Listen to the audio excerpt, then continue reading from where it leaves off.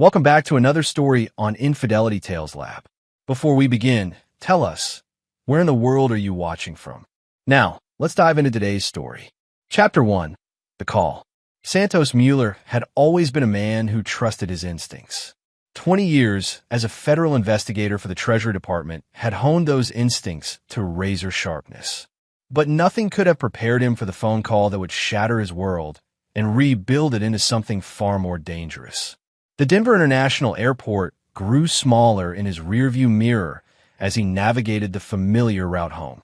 His wife, Lynette, sat beside him, her auburn hair catching the late afternoon sunlight streaming through the passenger window. She was scrolling through photos on her phone from their weekend in San Francisco, occasionally showing him pictures of their visit to his sister's new gallery opening. "Look at this one of you and Marcella," Lynette laughed, holding up a shot of Santos with his arm around his sister. "You both have that same stubborn jaw when you're trying to look serious." Santos smiled, glancing at the photo. The weekend had been perfect, a rare break from the high-stakes financial crime cases that usually consumed his life. Lynette had been radiant at the gallery, charming everyone she met with her infectious enthusiasm for art and life. She was a pediatric nurse at Denver General, and her natural warmth drew people like a magnet. "Your sister's paintings are incredible," Lynette continued. "That landscape series could easily be in a major museum."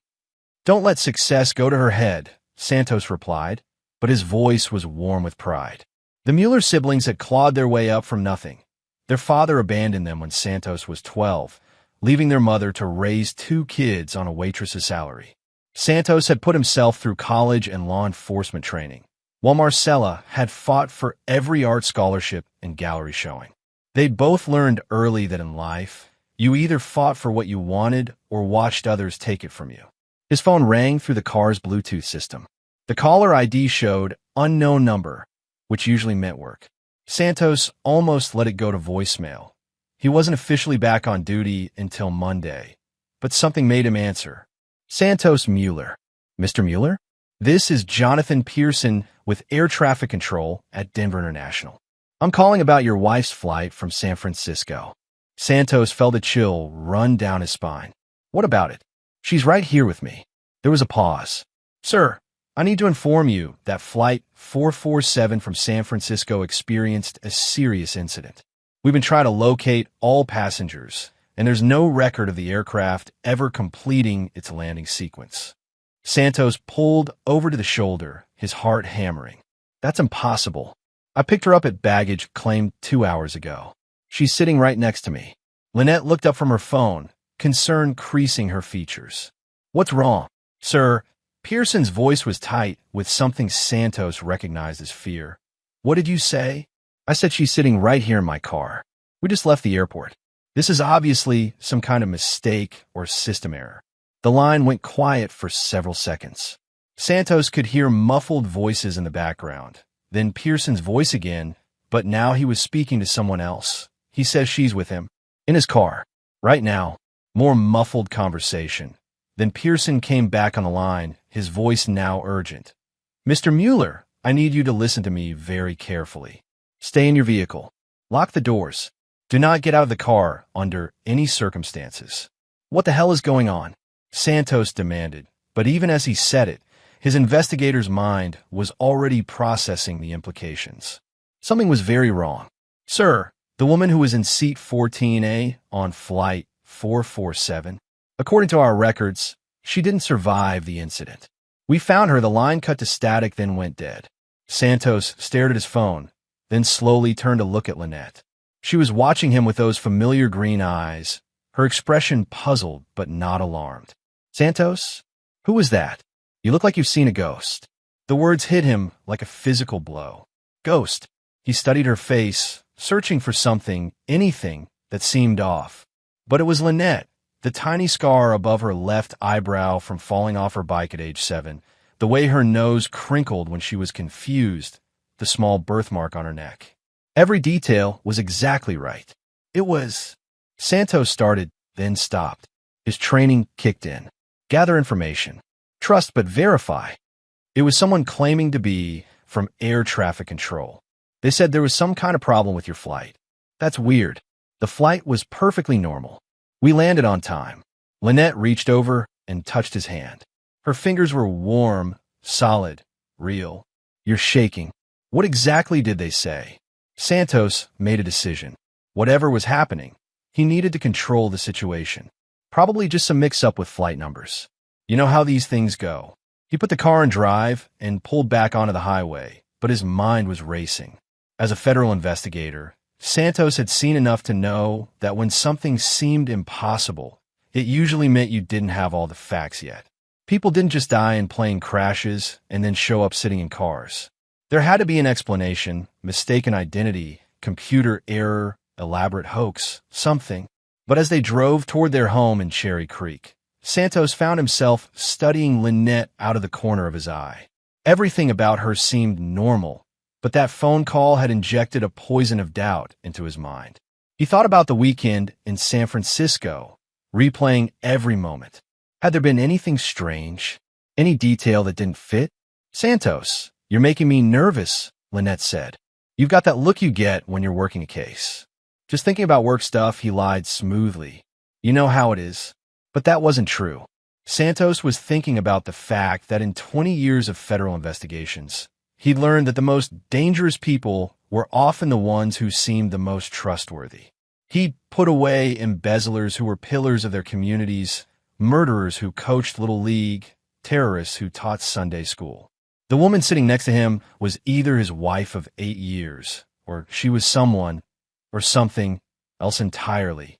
And until he figured out which, Santos Mueller wasn't taking any chances. As they pulled into their driveway, Santos's phone buzzed with a text message. He glanced at it quickly, keeping his expression neutral. It was from a number he didn't recognize. The investigation begins now. Trust no one. A friend. Santos deleted the message and smiled at Lynette as they walked toward their front door. But his hand instinctively moved to check his concealed carry permit pistol under his jacket. Whatever game was being played, Santos Mueller intended to win. Chapter 2. Shadows of Doubt. The Mueller home in Cherry Creek had always been Santos's sanctuary, a place where the dark realities of financial crimes and federal investigations couldn't touch him. But as he watched Lynette move through their familiar routines that evening, every gesture felt like it was being performed under a microscope. She made dinner exactly the way she always did. Pasta with the homemade marinara sauce she'd learned from her Italian grandmother. A simple salad with the balsamic vinaigrette she mixed from scratch. She hummed while she cooked, the same Joni Mitchell song she always hummed. When she reached for the oregano on the top shelf, she had a stretch on her tiptoes just like always, and Santos automatically moved to help her, just like he had hundreds of times before. Everything was perfect. Too perfect. So tell me about this case you'll be working on when you get back, Lynette said as they sat down to eat. It was exactly the kind of question she always asked, interested in his work, but respectful of what he couldn't share. Complex financial fraud investigation, Santos replied, cutting his pasta. International wire transfers, shell companies. The usual boring stuff. It was a lie.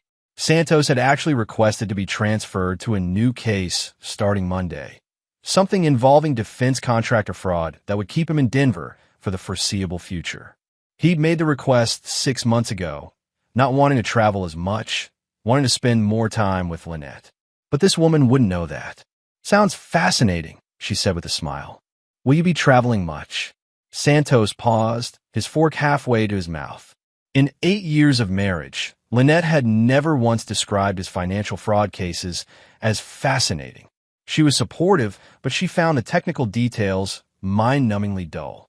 She usually asked about travel to gauge how much time they'd have together, not out of interest in the work itself. Not much, he said carefully. Mostly local stuff. After dinner, Santos excused himself to his home office while Lynette settled in to watch a movie. He closed the door and immediately got to work, using his federal access to pull information about Flight 447. What he found made his blood run cold. Flight 447 from San Francisco to Denver had indeed experienced an incident, but the details were heavily classified, far beyond even his security clearance. The passenger manifest showed Lynette Mueller in seat 14A, but her status was listed as unconfirmed. Most disturbing of all, the flight had been diverted to a private airfield outside Colorado Springs, not Denver International. Santos dug deeper, using contacts and databases he probably shouldn't have been accessing. Jonathan Pearson was real. He did work air traffic control at Denver International. But there was no record of him making any calls that afternoon. In fact, Pearson had been off duty at his daughter's soccer game in Thornton. Someone had spoofed Pearson's identity to make that call. Someone wanted Santos to know about Flight 447, but they wanted it to seem like an accident, a routine notification. Santos's phone buzzed. Another text from the unknown number. Check the bedroom closet. Third shelf. Behind the winter coats. Santos stared at the message, his heart pounding. Someone was watching him, guiding him. But who? And why? He crept upstairs, pausing to listen. The TV was still playing downstairs, some romantic comedy Lynette loved. He could hear her laughing at all the right moments. In their bedroom closet, Santos pushed aside winter coats and found something that made him question his sanity, a small metal box he'd never seen before. Inside was a passport with Lynette's photo, but a different name, Rebecca May, and documentation showing she'd entered the country from Canada 3 days ago. His hands shook as he examined the documents. They were professionally done, not forgeries. The woman downstairs, the woman who cooked exactly like his wife, who knew intimate details of their life together, who even had the same scars and birthmarks. She wasn't Lynette Mueller. Santos heard footsteps on the stairs and quickly stuffed everything back where he'd found it.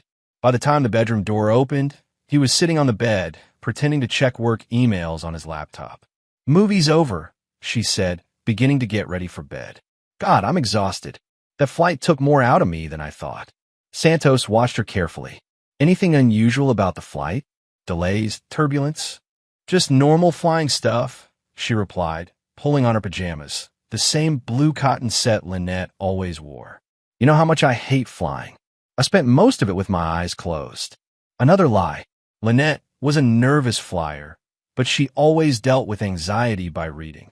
She'd finished 3 novels on their flight to San Francisco, showing Santos the covers excitedly.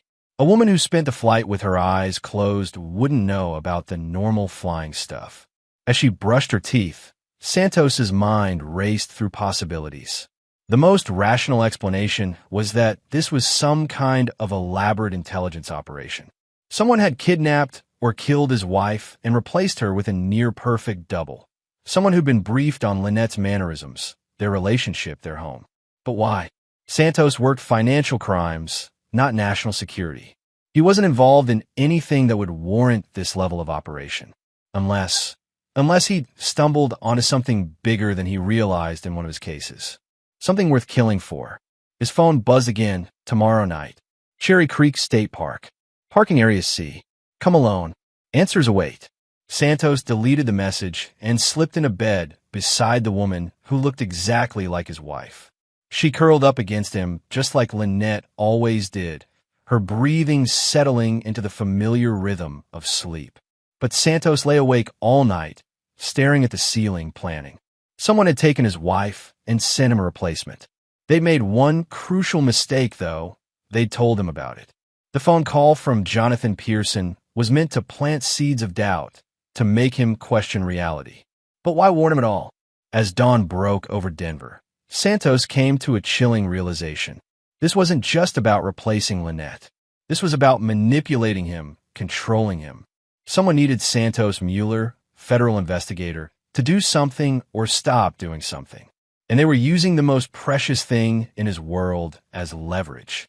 Whatever they wanted, whoever they were, they'd picked the wrong man to manipulate.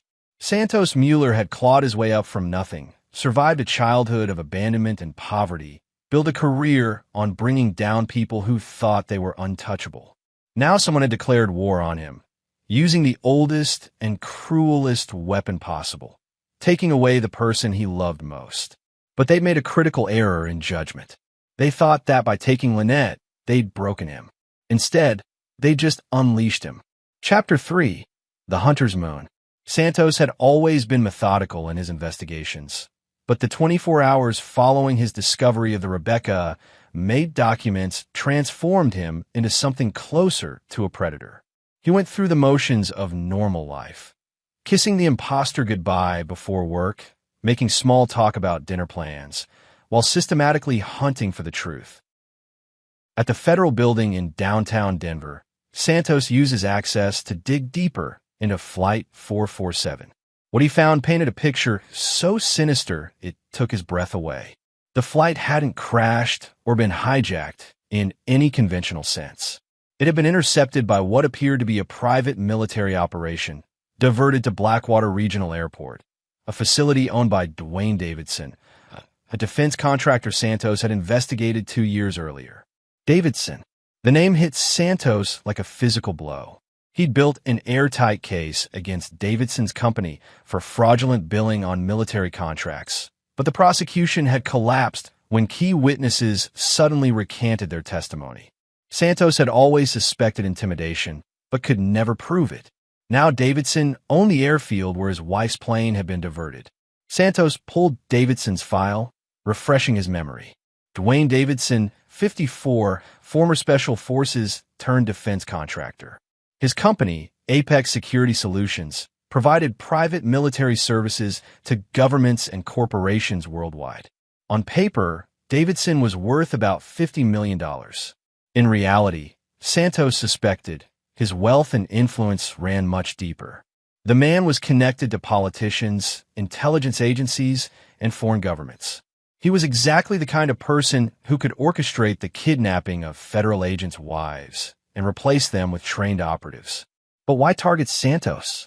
The Davidson investigation was closed, the case dead. Unless Santos spent his lunch break in the archives, pulling every file related to the Davidson case.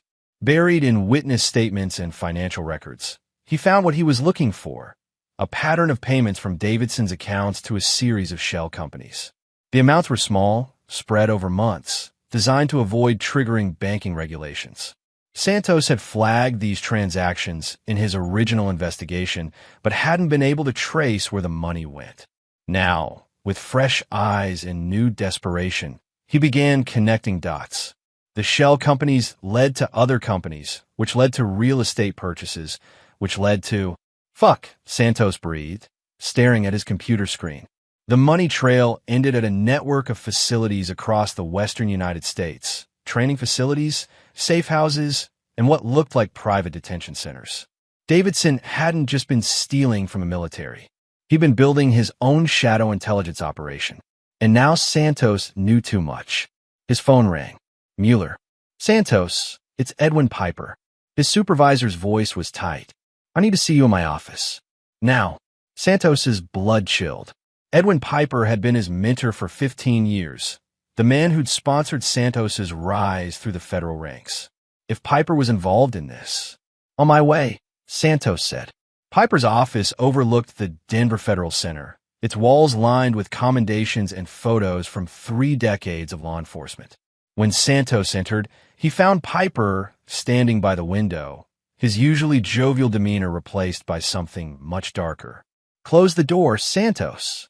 Santos complied, his hand instinctively checking his weapon. I'm going to ask you a question, Piper said without turning around, and I need you to think very carefully before you answer. Have you been conducting unauthorized research into the Davidson case?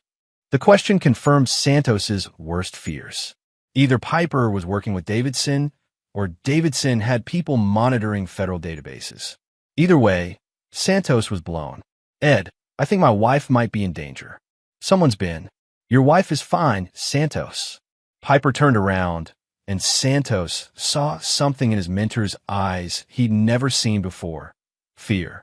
She's at home, making dinner, completely safe. But that safety depends on you following orders. Santos felt the world shift beneath his feet. You son of a bitch. You're working with him. I'm trying to keep you alive, Piper snapped. Davidson isn't just some defense contractor, Santos. He's connected to intelligence operations that go way above both our pay grades. You stumbled onto something in that investigation that you weren't supposed to see. So you let him walk? I let him walk so that dedicated federal agents like you could keep doing their jobs without disappearing into unmarked graves in the desert. Piper moved to his desk, pulling out a thick file. Davidson offered you a choice. Stop digging, forget what you found, and your wife stays safe. Keep investigating and what? You'll kill her. They already have killed her, Santos. The words hit like a sledgehammer. The woman in your house isn't Lynette. Lynette died when Flight 447 was intercepted. That woman is Rebecca May, a Canadian intelligence operative trained to be your wife. She's there to monitor you, to make sure you don't become a problem. Santos's vision blurred with rage. Where is she? Where's Lynette's body? I don't know. And if you're smart, you'll stop asking. Take early retirement. Move away. Start over with your new wife. She's been programmed to love you just as much as Lynette did. Live your life, Santos. It's the only way you get to keep living it. Santos stared at his mentor, the man who'd taught him everything about federal investigation, about justice, about never backing down from the truth. You're a coward, Ed. I'm a survivor, and I'm trying to help you survive, too. Santos turned and walked toward the door, then stopped. The meeting tonight at Cherry Creek State Park. That's your doing? Piper nodded reluctantly. Davidson wants to meet you face to face, to make his offer directly. Then tell Davidson I'll be there. But tell him something else, too. Santos looked back at his mentor with cold fury. Tell him Santos Mueller doesn't negotiate with terrorists. And tell him that killing my wife was the biggest mistake he ever made. Santos left the federal building knowing he couldn't go back. By accessing the Davidson files, by pushing too hard, he'd signed his own death warrant. But he'd also learned something crucial. Davidson was afraid of him. Afraid enough to kill Lynette. Afraid enough to replace her with an operative. Afraid enough to want a face-to-face meeting. That fear was Santos's only weapon, and he intended to use it. As he drove toward Cherry Creek State Park that evening, Santos thought about Lynette. Not the woman making dinner in his kitchen, but his real wife. The woman who'd held him when his mother died. The woman who'd celebrated with him when he made federal agent. The woman who'd never asked him to be anything other than himself. They'd taken her from him, but they'd also given him a purpose that burned brighter than any case he'd ever worked. Dwayne Davidson thought he could control Santos Mueller through fear and manipulation. Tonight, Davidson was about to learn that some men became more dangerous, not less, when they had nothing left to lose. Chapter 4. The Devil's Bargain. Cherry Creek State Park after dark was a maze of shadows and whispered promises. Santos arrived at Parking Area C an hour early, using the time to survey the terrain with the tactical mindset he'd learned from his federal training. The location was well chosen, remote enough for privacy, but public enough that a disappearance would raise questions. Davidson's people were professionals.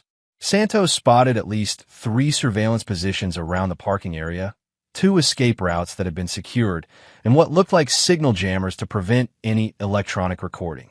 They prepared for this meeting like a military operation. At exactly 9 p.m., a black SUV with tinted windows pulled into the lot. Santos remained in his own vehicle, watching as 4 men emerged. 3 were clearly security, military bearing, concealed weapons, coordinated movement. The 4th was Dwayne Davidson himself. Santos had studied Davidson's file extensively, but seeing him in person was different. The man radiated the kind of confidence that came from never having to face real consequences. He was tall, silver-haired, expensively dressed despite the outdoor setting. But his eyes held the cold calculation of someone who'd long ago stopped seeing other people as human beings. Davidson walked alone towards Santos's car, leaving his security team positioned around the perimeter. The message was clear. I'm not afraid of you, but I'm not stupid either. Santos rolled down his window as Davidson approached. Mr. Mueller, thank you for coming. Cut the bullshit, Davidson. Where's my wife's body? Davidson smiled, an expression devoid of warmth. Your wife died quickly, Mr. Mueller. She never knew what was happening. That's more mercy than he usually show federal investigators who threaten my operations. The casual admission of murder hit Santos like a physical blow, but he kept his expression neutral. What do you want? I want you to understand your situation, and I want to offer you a way forward that keeps everyone alive who's still breathing.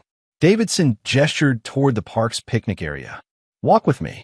Your recording devices won't work anyway. We're jamming everything electronic within a half-mile radius. Santos got out of his car, noting the positions of Davidson's security team. 3 men with professional military training, armed, coordinated. Not impossible odds, but close to it. They walked toward a picnic table overlooking the reservoir.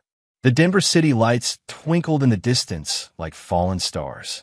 "Beautiful view," Davidson said conversationally. "Do you know what I see when I look at those lights? I see 800,000 people going about their lives, completely unaware that their safety depends on men like me. Men willing to do what others won't. Men willing to murder innocent people. Your wife wasn't innocent, Mr. Mueller. The moment she married a federal investigator, she became a potential weapon against me. When you started digging into my operations again, she became an active threat." Santos's hands clenched into fists. "I wasn't investigating you. The case was closed. But you were planning to reopen it, weren't you? My sources in the federal system indicated you'd been requesting resources for a new investigation. Something about following money trails you'd missed the first time." Santos went cold. He had been planning exactly that. Not actively investigating, just thinking about how he might approach the case differently if given another chance. But those thoughts had been private, shared with no one. "How could you possibly know that?" Davidson smiled again. "Rebecca May is a very talented operative, Mr. Mueller.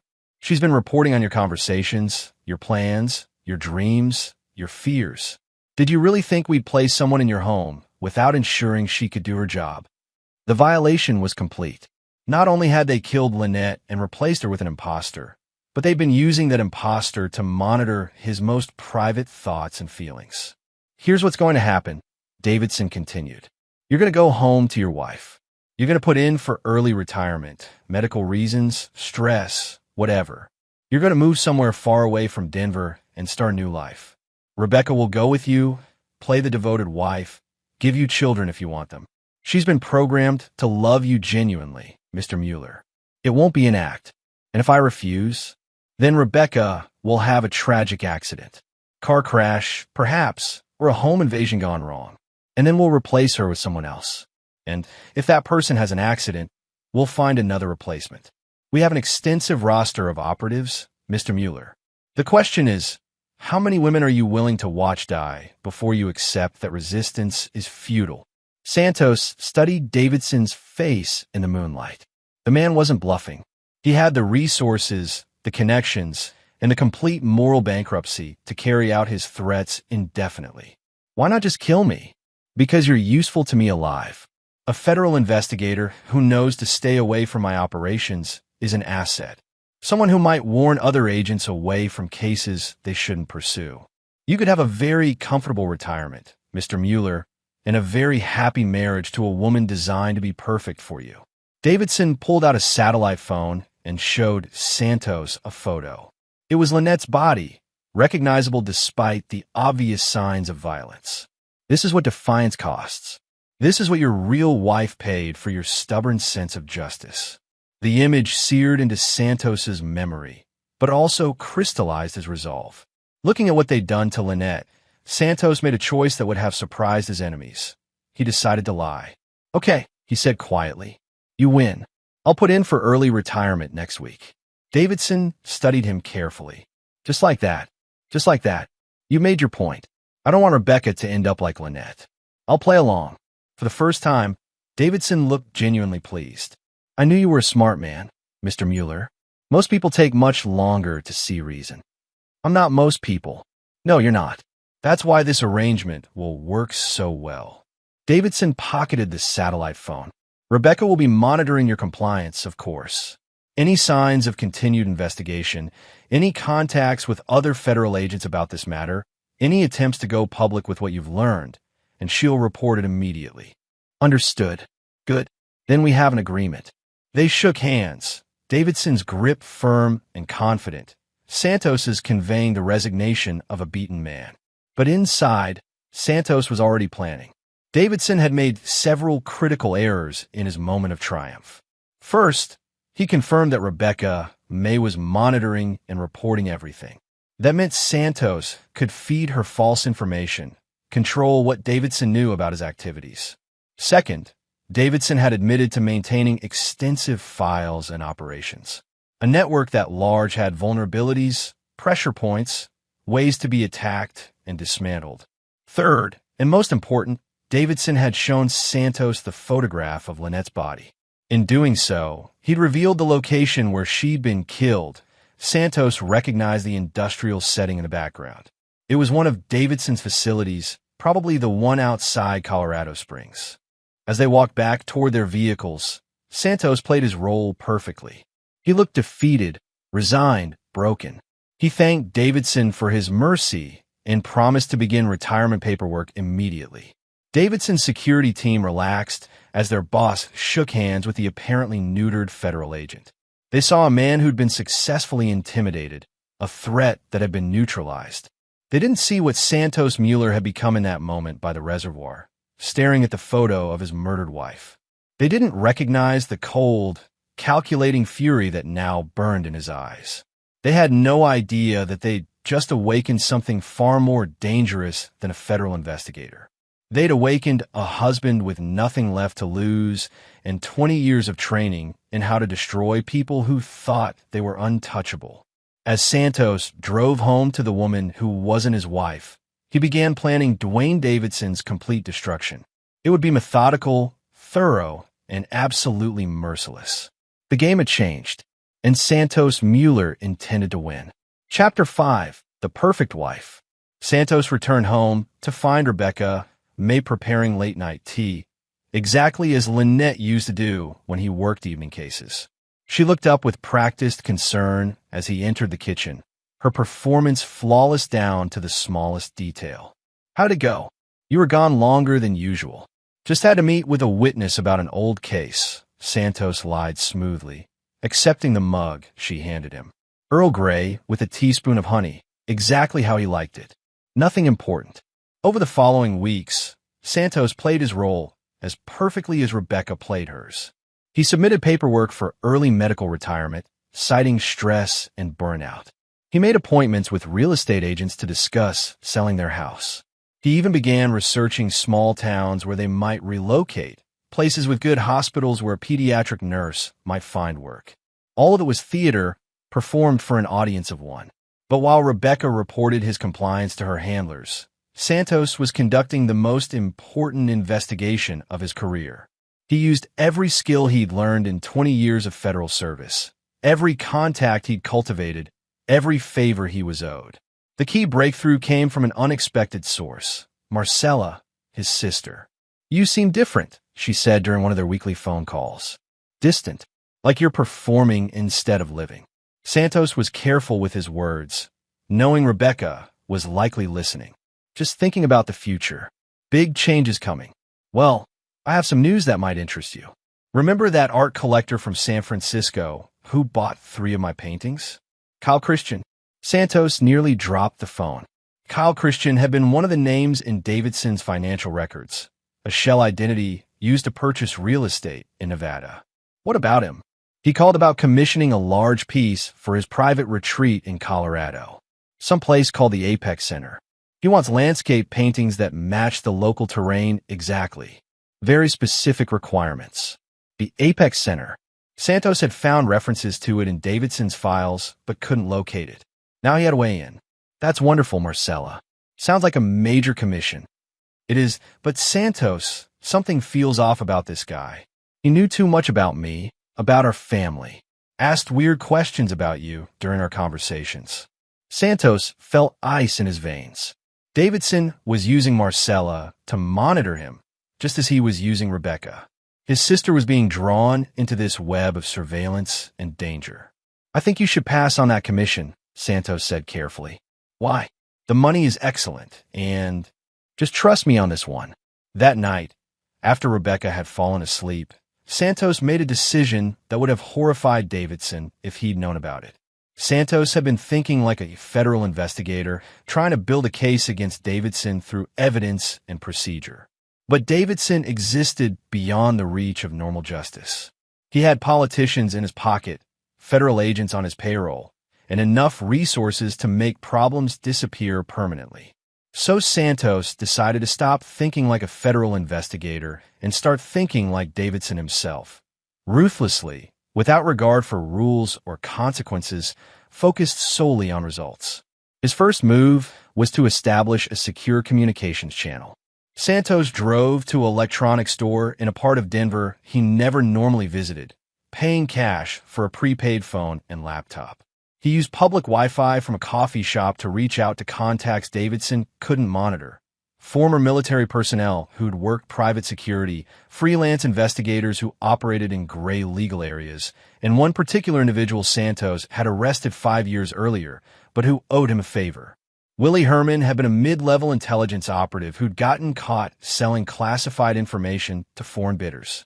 Santos's investigation had revealed that Herman was actually a double agent, feeding false information to America's enemies while gathering intelligence on their operations. Instead of prosecuting Herman, Santos had quietly recommended him for witness protection and a clean slate. Now Santos needed Herman's particular set of skills. They met at a truck stop outside Colorado Springs, both men taking extensive precautions to avoid surveillance. Herman looked older, weathered by 5 years of living under an assumed identity, but his eyes still held the sharp intelligence that had made him valuable to 3 different intelligence agencies. Santos Mueller, Herman said with a wry smile. Well, I got your message. I figured you were either in deep trouble or planning something incredibly stupid. Both, probably. Santos laid out the situation, holding nothing back. Herman listened without interruption, his expression growing grimmer with each detail. Dwayne Davidson, Herman said finally. Yeah, I know that name. He's been recruiting ex-intelligence operatives for years, building some kind of private network. Word in certain circles is that he's got clients in foreign governments, multinational corporations, even some 3-letter agencies that want deniable assets. Can his operation be infiltrated? Maybe, but not through conventional means. Davidson's paranoid as hell, runs everything through cutouts and compartmentalized cells. Even his own people don't know the full scope of what he's doing. Herman studied Santos carefully. What exactly are you planning here? I'm going to destroy him. Completely. I'm going to dismantle his organization, expose his operations, and make sure he pays for what he did to Lynette. And the woman in your house. Santos felt something cold settle in his chest. Rebecca May is an enemy operative who's been violating my privacy and reporting on my activities for weeks. When this is over, she'll face the consequences of her choices. Herman nodded slowly. All right, but if we're going to do this, we do it right. No half measures, no federal procedure, no rules of evidence. We do whatever it takes to win, and we don't look back. Agreed. Then let's start with what you know about Davidson's facilities. Because if we're going to bring down his operation, we need to hit him where it hurts most. Over the next 3 hours, Santos and Herman planned what amounted to a private war against Dwayne Davidson. They identified targets, secured resources, and established protocols that would make Santos's actions completely deniable. By the time they parted ways, Santos had transformed from a federal investigator seeking justice into something far more dangerous. A man with the skills to wage asymmetric warfare and nothing left to lose. As Santos drove home that night, he thought about the woman waiting in his bed. Rebecca May had probably been briefed on his psychological profile, told that he was a by-the-books federal agent who would eventually accept his situation and adapt to it. She'd been trained to be the perfect replacement for Lynette, programmed to make him love her. But Rebecca and her handlers had made a crucial miscalculation. They'd assumed that taking Lynette away would break Santos's will to fight. Instead, it had removed the last moral constraints that had kept him operating within the bounds of law and procedure. Santos Mueller, the federal investigator, would have tried to build a case against Davidson and bring him to justice through the courts.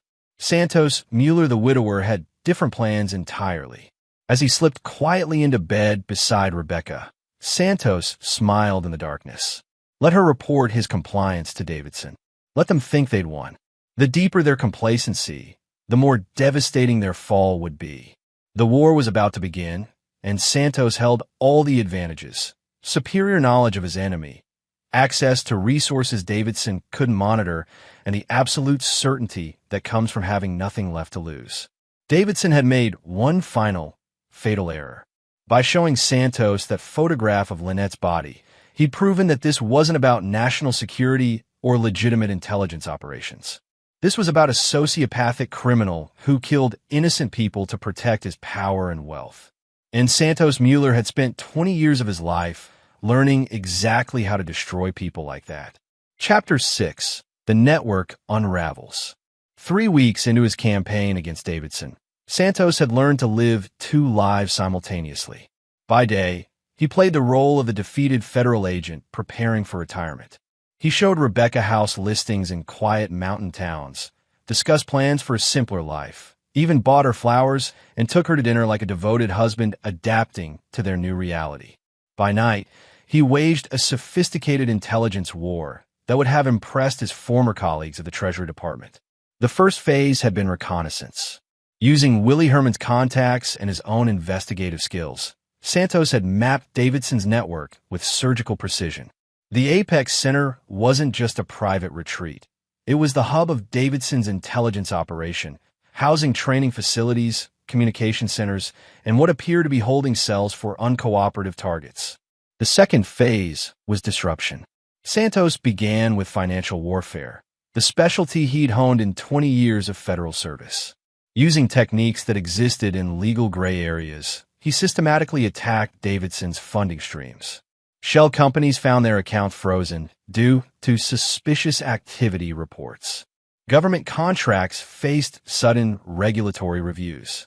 International wire transfers were delayed or misdirected through computer glitches.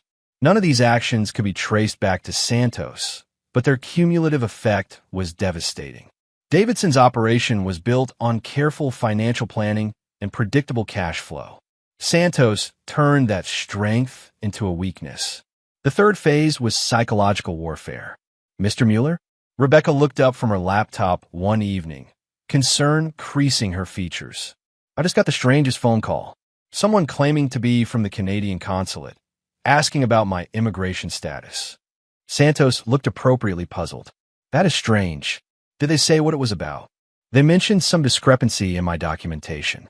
I told them I was born in Toronto, but they said their records showed no birth certificate for Rebecca May on the date I gave them.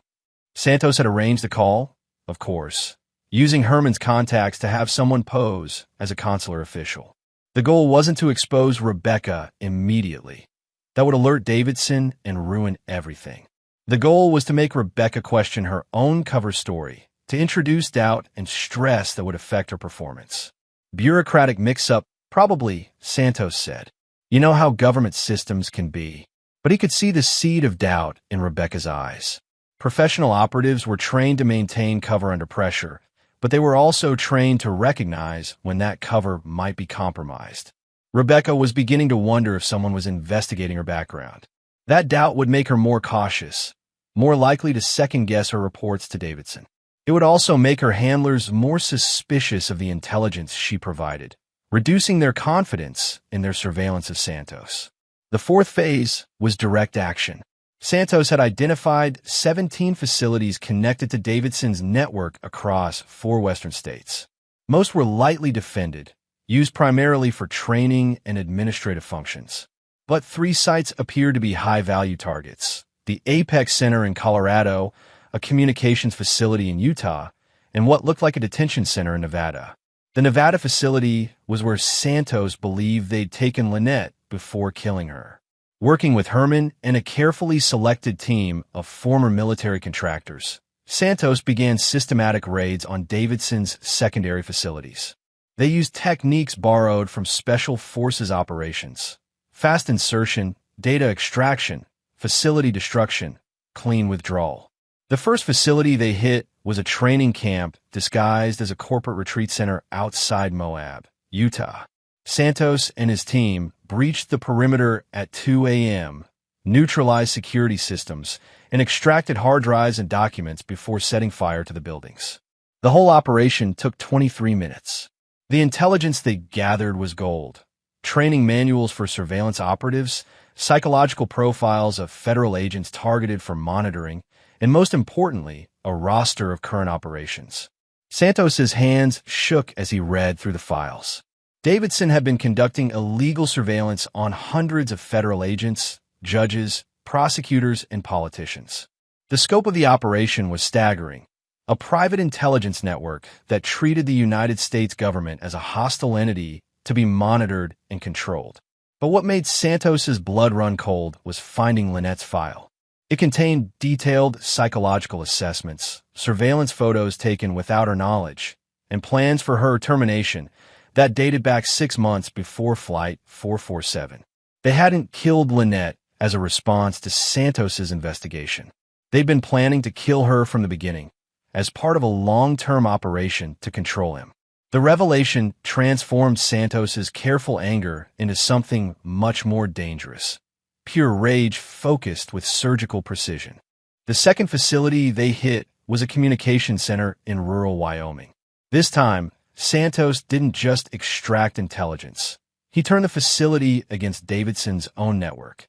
Herman planted sophisticated malware that would give them access to Davidson's communications while remaining undetectable. Now Santos could read Davidson's messages in real time, tracking his responses to the attacks, his attempt to identify the source of his problems, his growing paranoia as his carefully controlled operation began falling apart. What Santos learned was that Davidson was indeed reporting to higher authorities, not just government agencies, but international clients who paid enormous sums for intelligence on American political and business leaders. Davidson wasn't just a rogue contractor. He was essentially a private spy service selling American secrets to the highest bidder. The third facility was personal.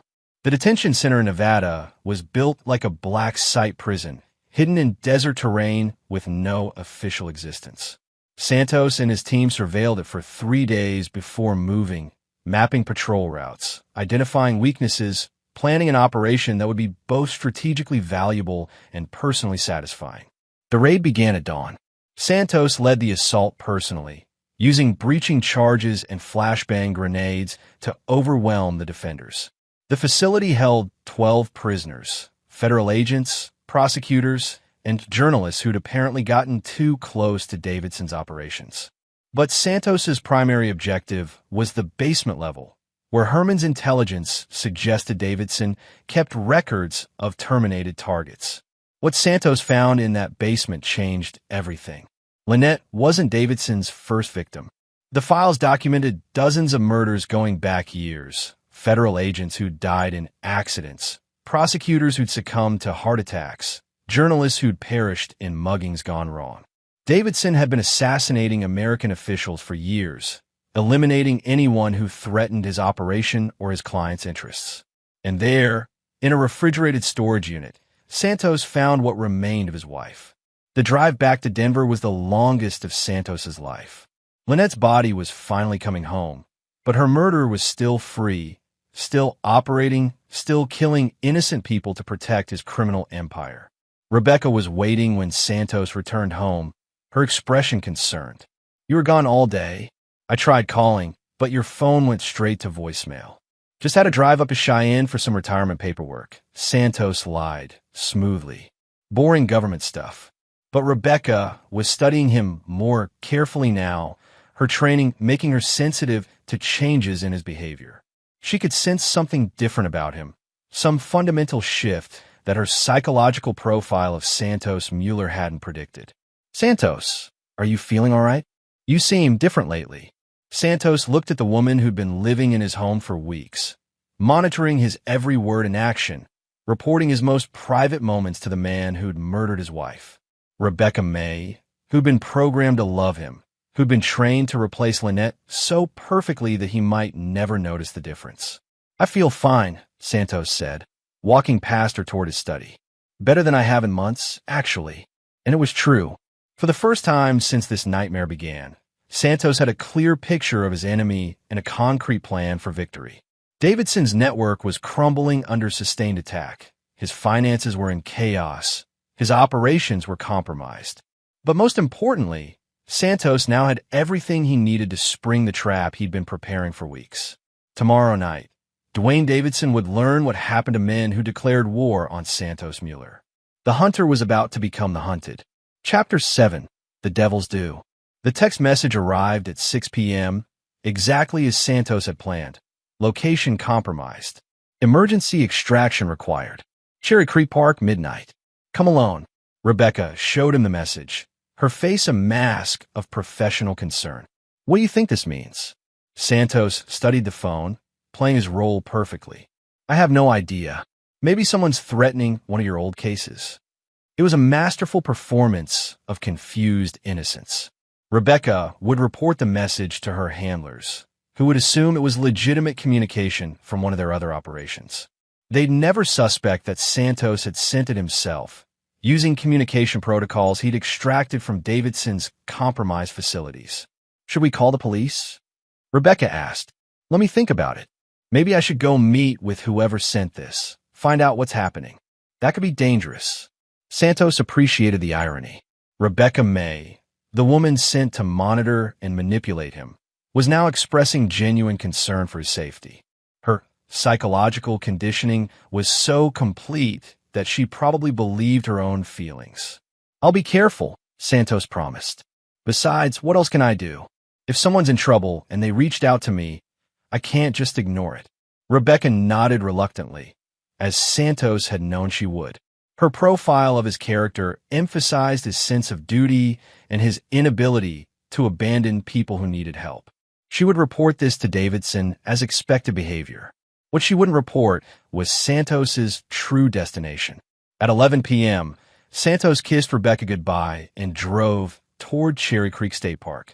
But instead of going to the meeting location, he took a circuitous route to his real objective, the Apex Center, Davidson's primary facility hidden in the foothills outside Colorado Springs. Willie Herman and his team were already in position, having spent 3 days infiltrating the facility's security systems. The plan they developed was elegant in its simplicity. While Davidson's people were preparing for a fake emergency meeting at Cherry Creek, Santos would penetrate their headquarters and extract the intelligence that would destroy their entire organization.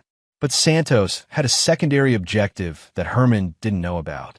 Hidden in the Apex Center's files was evidence that could bring down not just Davidson, but the entire network of corrupt officials who'd enabled his operation.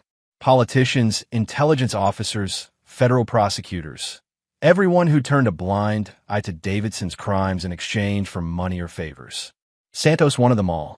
The Apex Center was built into a natural depression in the foothills, camouflaged to look like a corporate retreat from aerial surveillance.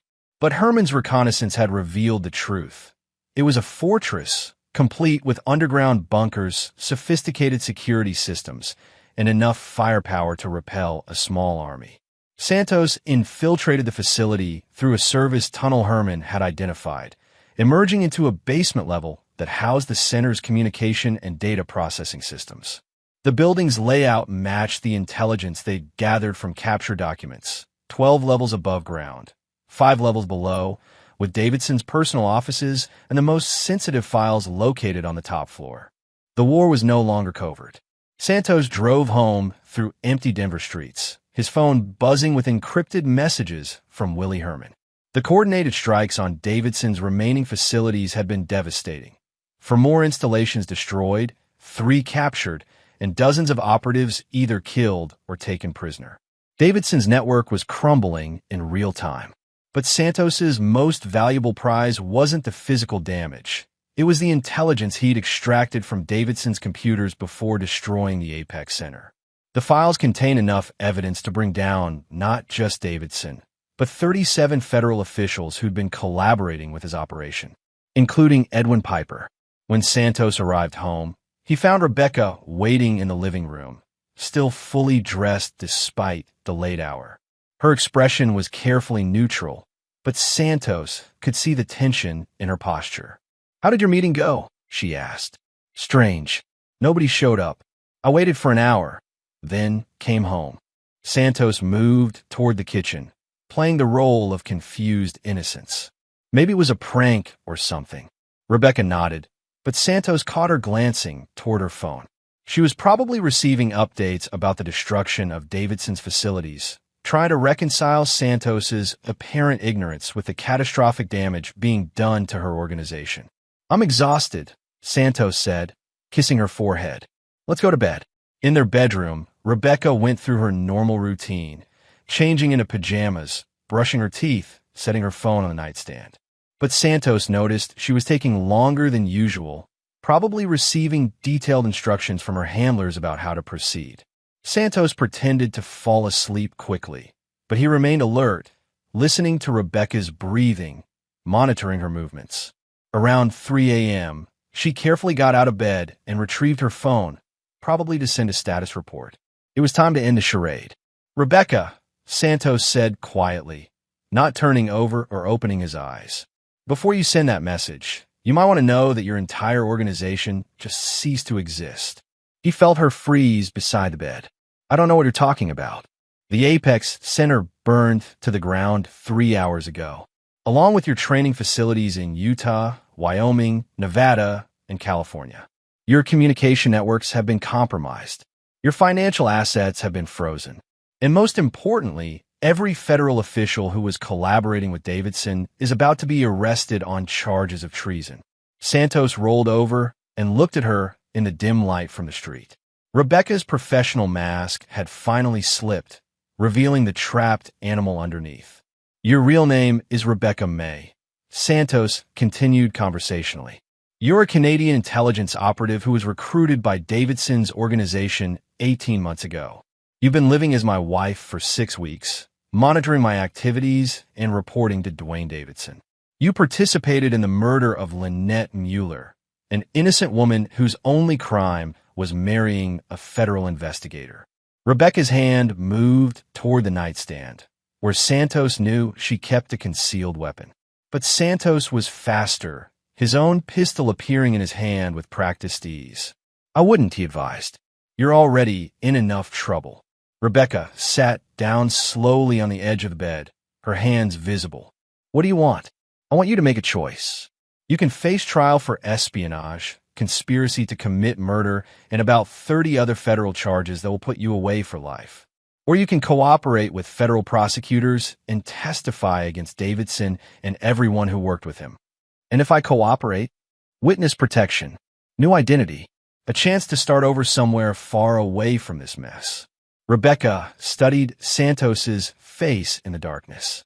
"Why are you offering me this?" "I helped kill your wife." The question hit Santos like a physical blow, but he'd been preparing for this moment for weeks. "Because you were following orders from people who manipulated you. Because Lynette would have wanted me to show mercy when I could. And because I need your testimony to make sure everyone responsible for this pays the price." It was true, but not the whole truth.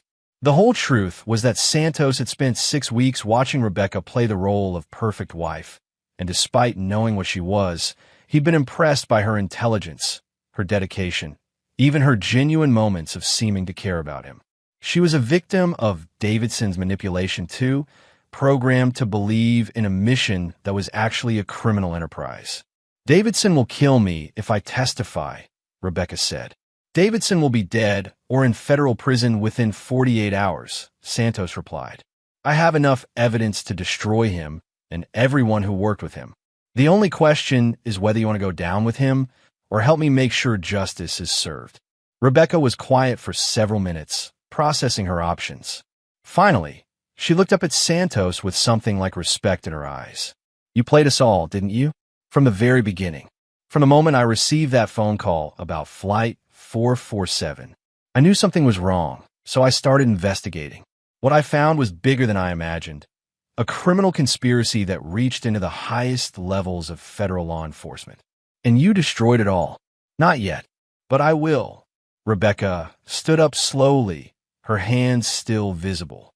"If I cooperate, if I testify against Davidson and the others, will you tell the prosecutors that I try to protect you at the end? That I wasn't completely evil?"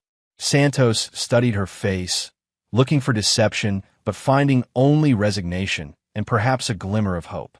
"If you tell the truth about everything, about Davidson's operations, about the other federal agents being monitored, about who gave the orders to kill Lynette, then yes. I'll make sure they know you chose to do the right thing when it mattered. Then I'll cooperate. Santos nodded and picked up his phone. Willie Herman? It's time. Have your FBI contacts meet us at the Denver Federal Building in 1 hour. And tell them to bring arrest warrants for everyone on the list I sent you. As Santos got dressed, he thought about Lynette and what she would have said about his campaign against Davidson. She'd always believed in justice tempered with mercy, in fighting evil without becoming evil yourself. She would have approved of offering Rebecca a chance at redemption. But she also would have insisted that everyone responsible for her death face the full consequences of their actions. As dawn broke over Denver, Santos Mueller prepared to walk into the federal building one last time. Not as a defeated investigator seeking early retirement, but as the man who'd single-handedly exposed and destroyed the largest domestic espionage operation in American history. Dwayne Davidson's empire was about to fall, and Santos intended to be there when it happened. Justice for Lynette was finally at hand. Moving through the facility required every stealth skill Santos had learned in 20 years of federal service. Davidson's security team was military-trained and heavily armed, but they were expecting threats from outside the facility, not from someone who'd already penetrated their perimeter. Santos made his way upward through maintenance corridors and service elevators, avoiding patrol routes Herman had mapped during their surveillance.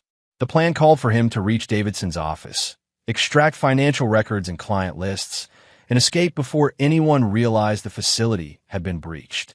But when Santos reached the 10th floor, he found something that changed everything. The level had been converted into a private apartment, complete with luxury furnishings, a full kitchen, and what appeared to be living quarters for a permanent resident. But it wasn't Davidson's apartment. The personal belongings suggested someone else lived here. Santos found his answer in a photograph on the bedside table.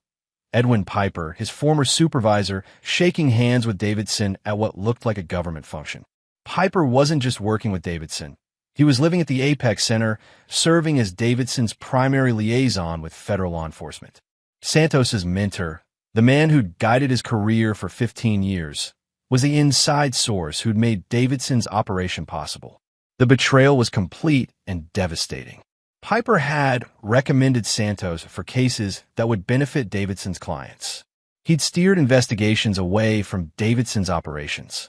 He'd probably even suggested Santos as a target for surveillance and manipulation. Santos found Piper's files in a secure cabinet beside his bed. The documents revealed years of collaboration with Davidson, including detailed plans for monitoring and controlling federal agents across multiple agencies. Santos wasn't Davidson's only target. He was just one of dozens of federal officials being manipulated through threats, blackmail, and replacement of family members. But the most damning document was a communication log showing that Piper had been reporting Santos's activities to Davidson from the very beginning of their relationship. Every case Santos had worked, every success he'd achieved, every trust he'd placed in his mentor, all of it had been monitored and reported to a criminal who was selling American secrets to foreign governments. Santos photographed everything with his phone, his hands shaking with rage. Piper's betrayal was worse than Davidson's crimes because it was personal. Davidson was a sociopathic criminal who'd chosen evil for profit. Piper was a man Santos had trusted, admired, and loved like a father. The sound of approaching footsteps snapped Santos back to operational reality. He quickly secured the files and moved toward the emergency exit, but the footsteps were coming from that direction. Santos was trapped on the 10th floor with nowhere to go but up. He made his way to the stairwell and climbed toward Davidson's office on the 12th floor. If he was going to be discovered, he might as well complete his mission first. Davidson's office was a monument to ego and paranoia. The walls were covered with photographs of Davidson meeting with politicians, military officers, and foreign dignitaries. A gun safe stood open, revealing enough firepower to equip a small military unit. And dominating the room was a massive desk covered with documents related to operations across 3 continents. Santos began photographing everything, his phone's camera capturing page after page of incriminating evidence. Client lists, operational plans, financial records, assassination orders. It was all there enough evidence to destroy Davidson's network and expose every official who'd enabled his crimes. Then Santos found a file that made him stop breathing.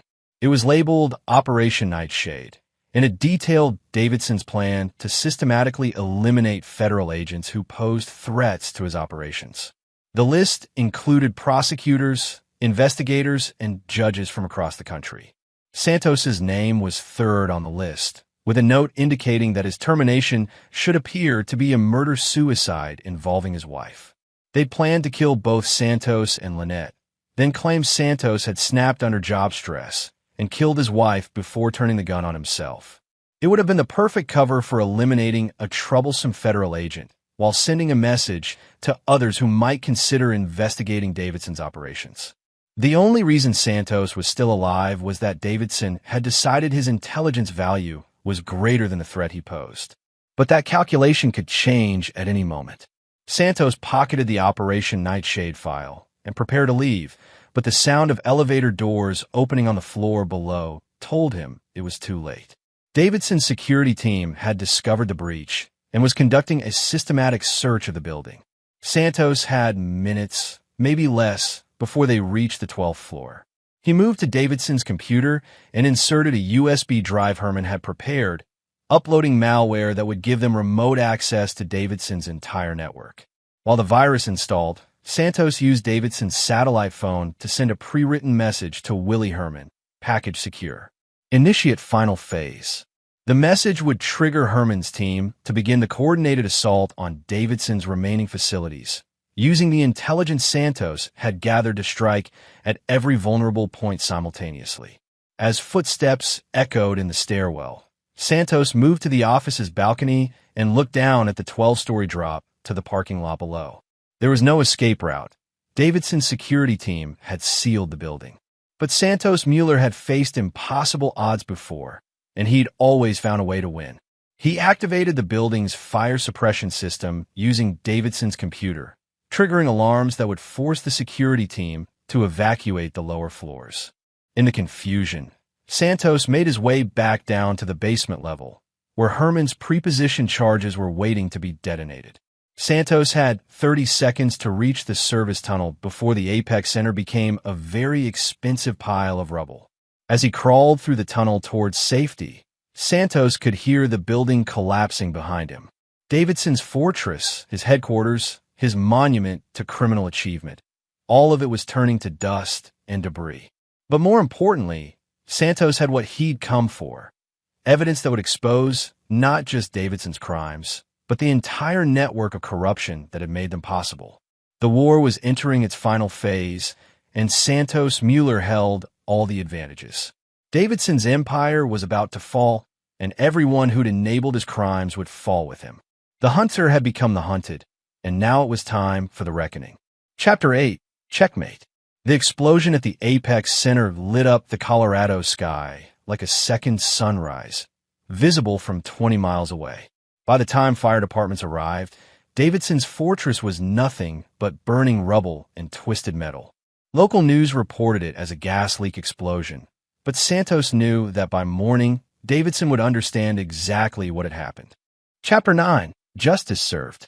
The Denver Federal Building had never seen a morning quite like this one. By 7 a.m., the parking garage was filled with unmarked vehicles from agencies across the federal government.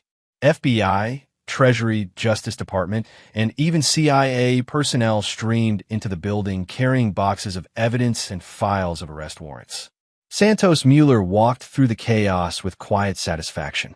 After 6 weeks of playing the role of defeated federal agent, he was finally himself again, the relentless investigator who'd never met a case he couldn't crack or a criminal he couldn't bring down. Edwin Piper was the first arrest. Santos watched through a conference room window as his former mentor was led away in handcuffs, his face a mask of shock and betrayal. 23 years of federal service, destroyed by greed and corruption. "He keeps asking to speak with you," said Darla Chase, the FBI agent coordinating the arrests. "Claims he can explain everything." "There's nothing to explain," Santos replied. "I found his files at Davidson's facility. He's been selling federal investigations to a criminal organization for at least 5 years. The evidence was overwhelming. Piper's collaboration with Davidson was documented in excruciating detail. Every case he'd compromised, every investigation he'd derailed, every federal agent he'd betrayed. The man Santos had trusted like a father had been working for the enemy from the beginning. The second wave of arrests was even more satisfying. Prosecutors, judges, and federal agents across 4 states were taken into custody as the scope of Davidson's network became clear. Each arrest was based on irrefutable evidence Santos had extracted from the Apex Center's computers before destroying the facility. But the prize remained elusive. Dwayne Davidson had vanished after the destruction of his headquarters, presumably fleeing to one of his international safe houses. Santos had anticipated this. Men like Davidson didn't survive by fighting to the last stand. They survived by having multiple escape routes and enough money to disappear when things went wrong. "We've frozen his domestic assets," Agent Chase reported, "but he probably has accounts in non-extradition countries. He could stay hidden indefinitely." Santos smiled. "No, he can't." "What do you mean?" Santos pulled out a file he'd been saving for this moment. Davidson made 2 mistakes. First, he assumed I was just a federal investigator who would follow normal procedures. Second, he underestimated how far I'd go to get justice for my wife. The file contained surveillance photos Herman's team had taken during their preparation phase. Images of Davidson's private retreat in the Cayman Islands, complete with architectural plans and security assessments. While you were processing arrests, I've been tracking Davidson's movements through his financial transactions. He's been moving money to his Cayman account for the past week, preparing for his escape. But the Caymans have an extradition treaty with the United States for major crimes like treason and murder. Agent Chase studied the photographs. "You're suggesting we request extradition?" "I'm suggesting we don't wait for extradition procedures." Santos opened his phone and showed Chase a message from Willie Herman. "Package delivered. Subject secured. Awaiting pickup instructions." "You had him kidnapped?" "I had him arrested by private contractors operating under the authority of the federal warrant you issued this morning. Davidson is currently being held at a secure location, ready for transport back to United States custody." It was a legal gray area that would probably generate controversy later, but Santos didn't care. Davidson had murdered his wife, terrorized innocent people, and corrupted the federal justice system.